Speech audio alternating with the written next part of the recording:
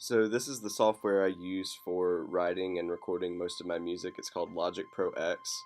You can see first of all in the upper part of the screen we have a lot of different numbers. We have 120 that represents the tempo, the beats per measure at each given section. You can see that changes occasionally depending. You see it's 60, 86. We also have the time signature here if you're familiar with music. So you've got 4/4 sometimes, 8/8, 6/8. Just changes depending on where we are in the piece. Once again, we've got the key signature. You also see up here we have the time count and the measure number, which is pretty nice, so that I can keep up not only what measure are we on in the piece and what beat are we on in the piece, but I can see that this is the hour 21 marker all the way up to like milliseconds.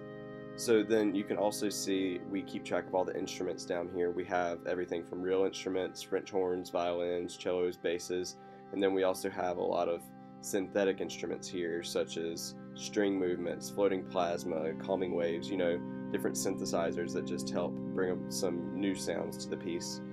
I also have it all color coded to kind of help make it easier on the eye, so you can see strings are brown, the brass is yellow. We also have green and purple for the synthesizers, so just lots of different ways to help keep things organized.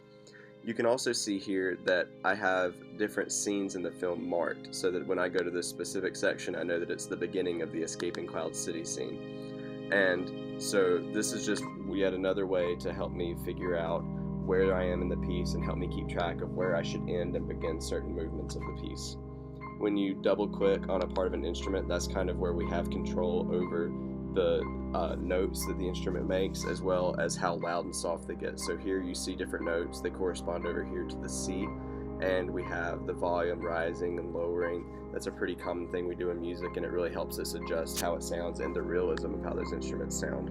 So this is just my brief overview of the software and kind of gives you a glimpse into how I were to use it to record.